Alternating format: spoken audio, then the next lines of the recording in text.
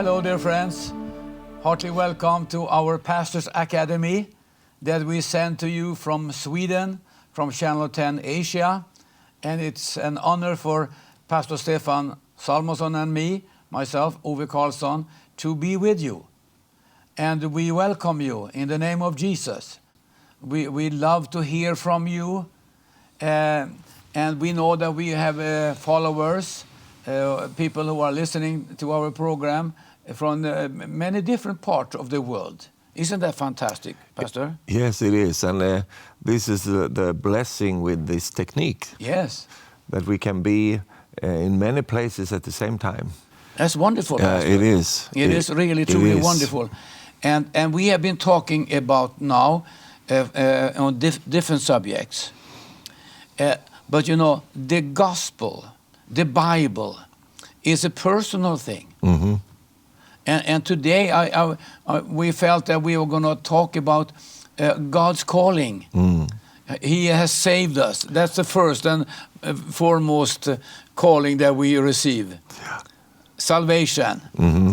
But then, you know, I read, Pastor Stefan, this morning, before I came here to the studio, about two people in the Bible, one in the Old Testament, one in the New. It came to my heart, and I read about Jeremiah, Mm-hmm. and in the first chapter and verse 5, it says like this. We can read from verse 4. The word of the Lord came to me, saying, you see, this is how personal God is. The word of the Lord came to me. Yes. Isn't that wonderful to receive a word from God? Yes. And we'd like to say, you know, that if you listen carefully and if you are open, God will speak to you too. Not only to certain people, you know, He has a message for you. And God said to Jeremiah, before I formed you in the womb, I knew you. I mean, can you imagine? Before you were born, I sanctified you. I ordained you a prophet to the nations. Mm-hmm. Wow. Isn't that fantastic, Pastor? Yes, it is. That God is saying, so, I mean, you know, you could say, you know, that God's plan with an individual starts early. Wow. These words came to me in the morning here when I prepared for this session. God speaks early. He has a plan, ordained plan, Yes. for us from the beginning. Before we were born, Pastor, God had a plan for us. And the wonderful thing is that He has a plan not only for you and I, or the team here in the TV station, but He has a plan for you, my dear brother, my dear sister. Yes. God has a plan. He wants to bless you. And I like that it's personal. It's a personal thing that He came to Jeremiah when he was young. Yes. And it was personal. Yes, it is. It must be personal. And you know, now we have read from the Old Testament, and if we go also to the New Testament and go to Galatians, Paul's letter to Galatians, in the first chapter, he speaks there, you know, in verse 11. Listen to this now. I believe that this is for somebody, it's for us, but it's also for you, my dear friend. It's for you. I make known to you, brethren, that the gospel which was preached by me was not according to man. For I neither received it from man, nor was I taught it, but it came through the revelation of Jesus Christ. And then he starts to tell his story. For you have heard, verse 13, of my former conduct in Judaism, how I persecuted the church of God beyond measure, and I tried to destroy it. Can you imagine? Wow. I mean, you could think, that, well, God punish him, destroy him. But he is so against you, Lord, so you take care of him. And God did it in his own special way. Yeah, he did. Isn't that wonderful? And I advanced, verse 14, in Judaism beyond many of my contemporaries in my own nation, being more exceedingly zealous for the tradition of my fathers.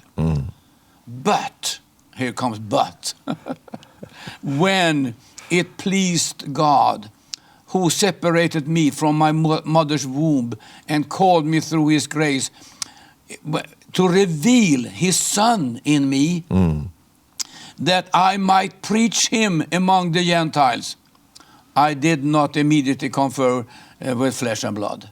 He just took off. Yes. Isn't that fantastic? It is. How God can call us, Pastor Stefan, and you can see here that God's calling is personal. He called me. God called Jeremiah, and he called Paul, and he called then, and he calls now. He calls now. Isn't that wonderful? Yes, it is. Yeah, Pastor Stefan, you are a well-known pastor here in Sweden and also in many other countries. Were you born a pastor? No. At least I didn't know it. No. I didn't understand anything of what we are reading here today. You see. Because my life, just like any other, I didn't calculate it with the Lord in my life. I just wanted to live life. Yeah. So the Lord was. I knew about him because my parents were saved and they lived with Jesus. But for me, I just took off without him. You did? Yeah. And I didn't find him. He found me.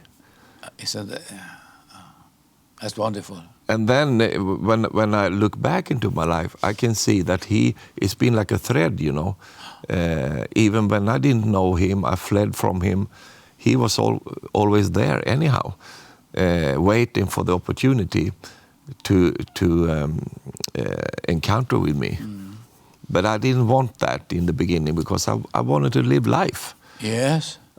You thought that would be more fun. Yes, I was like that son, in Luke chapter 15. Yes. I wanted to just explore life. And I thought to do that, I cannot have God, messing up my life. I just have to do it on my own. I know, yes, yeah. I understand. Isn't that something, that our stories are so similar, Yeah. But I think that we share this with many. Most people. For me, it became dramatic because I am a dramatic person, so I ended up in all kinds of problems because of the way my personality is built. Yeah. Because now, today, when I've been for many years been serving the Lord, I understand that I was put together in a certain way because it fitted my calling. But I didn't know that in those days. So my way of doing things and my exploration of life and all these things, it took me on a path that I didn't want to go, actually. Really? I ended up in misery, and it was pretty dramatic. Wow. So tell us. Yeah, and I left God and I left His ways. I knew about them because I've been raised in a Christian family, so I knew about that. I knew that this what I do now it's not right. I knew that, but I just shun away from that. Yeah. And I just follow my own instincts and my own ways. But then I came to the military service in Sweden. How old were you then? I was 18. 18 years old. Okay. 18, 19. And when I came into the military, I had already messed up so much of my life. So the military service was good for me, because then I came into order. I had to, shape up and obey orders, and that was good for me because I was a rebel. I really was. But when I was there, the Lord started to call me. He started to search me, and when you are in the military, you have to deal with certain questions. We were trained to kill people, and how to kill people the most effective way. Yeah. And when I was in there, I started to think about eternity, think about life and death and all these things, and so it started something in me, and I got more and more pressed and more convicted. So after a while, when I was in the midst of this service, my friends, they were out partying at night, and I wasn't feeling well. So I said to them, "Well, I'll stay home tonight." And then they were out, and I was alone in this big hall. So many people, many of my friends were, you were there, 20 people sleeping in the same room. And then I felt I need to get right with God. I just felt it on the inside. I need to get right with God. So I knelt down at my bed, and I said, and I prayed the way I prayed as a little child, Yeah. So I said, please, kind Jesus, can you forgive me all my sins? I know that I'm rotten on the inside, and please forgive. I didn't have any cravings. No. I didn't want a better life, or I didn't want anything else than get rid of stuff, because I felt that the burden of sin was so heavy on me, and I felt that, I was only 19 years old, but I felt that I had come to the end of the road. I don't, the meaning, no meaning in life, and so I just said, Jesus, please forgive me. And when I prayed that prayer, I just felt the purification on the inside of me. Wow. I just felt the cleansing power of God. Isn't it fantastic that you were in your this big room where you were lodging together with a lot of young guys the same age as you, and you were all by yourself, and then you prayed a prayer, and God was there. Yeah, God was there, and He came as a response of that prayer. And I was crying, and I just wept, and I don't know for how long I was there, because my friends, they came home at 3 o'clock in the night, so I had plenty of time. Yeah. So I just prayed and sought the Lord and all these things. But then when I felt this cleansing in my heart, I felt that, I felt like a newborn child, It was like I felt so clean. That's wonderful. On the inside, that all the sins was washed away, and all these, slimy things in my soul was it can taken be a lot of slime, a lot of ugly things. Ugly things. Even if you're only 19 years old. But I had a lot of things, So I just felt that cleansing. But what I experienced then, after that, the same night, I felt that now, my life, my future life, will be to serve the Lord. You really felt that? I felt that. Isn't that wonderful? I felt that from now on, my life, I will not have a career. I will not have this. I have many plans and dreams and so on. But all of these dreams, they just died. And I just had one longing, and that was to, Jesus, can I serve you? Yes. And how did that start? The service. The service. Where did you go? Did you were connected to a church or something? No, I was not connected to anything. But what happened was that I was so full of this. I was so happy and so full of it, and a transformation happened in you. I felt the urgency to. I just have to share this. Yes. So, and I understood about the church and all, because I've been grown up in the church, so it was not a strange thing for me. So my immediate thought was that I need to find a church that I can belong. Yes. And there was a famous pastor in Sweden, and he's still alive, Sven Nilsson. He was pastoring a church in Örebro where I was living.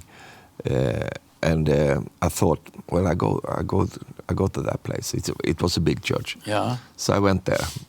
And in Örebro. In Örebro, yeah. Some if people doesn't know, it's a city with at least 100,000. Yeah. A big city in Sweden. In Sweden, it's big, but in the middle of the country. You can say. I went there, and immediately I wanted to not only sit there.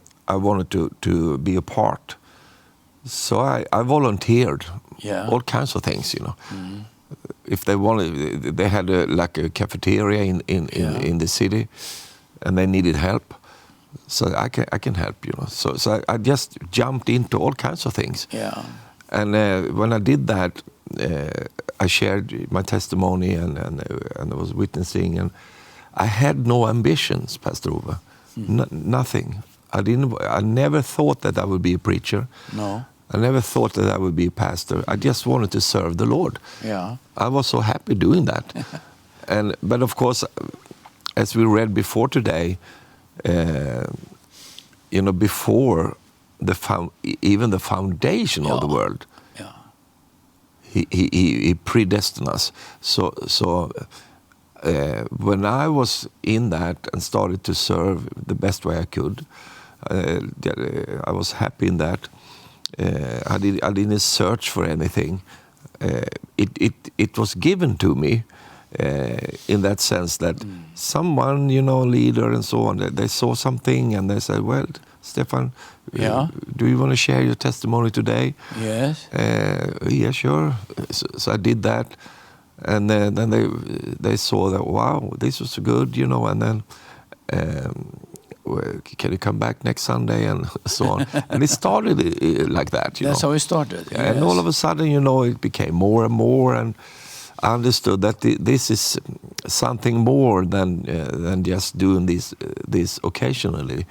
There is something more with this. So I had this longing also to get to know the Lord better and be founded in Him. And so how did you solve that? Did you go to a Bible school or something? Yeah, because we had that search on the inside of us, so we were looking for that. And in those days in Sweden, it was not so many Bible schools in that sense. But there was a newly started. Actually, it was not even started, but I heard about it in Uppsala, that there was a Bible school going to be established there. And we just felt that, yes, this is the place. So we applied to that, and to make a long story short... you say we? Yeah, my wife also. Oh, you got married? Yeah. That's an important thing to mention. You got married to... So actually, when I was in the military service, I was married. Oh, really? Oh, yeah. Newly married. Yeah. To Maria. To Marie. Marie, yes. Yeah, so and we had similar backgrounds. She was also backslidden. She was, she had her own story to tell. So what happened was then because I was married, I was allowed to come home in the nights. We have some advantages. So she lived in we lived in Örebro. In Örebro too. Okay. So I came home at nights, with my military clothes on.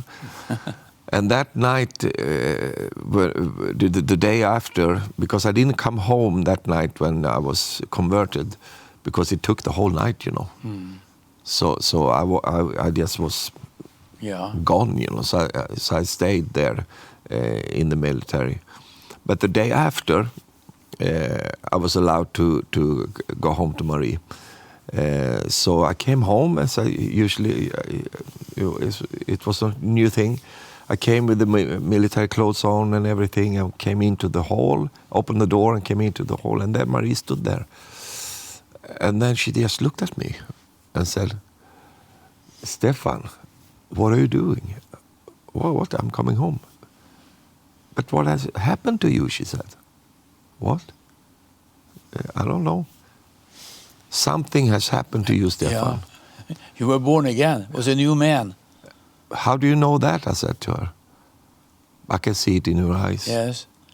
And then you went to Bible school. The time is so short. Flying. Yes. You went to Bible school. I went to Bible school. And there you also was... the same thing there in Bible school.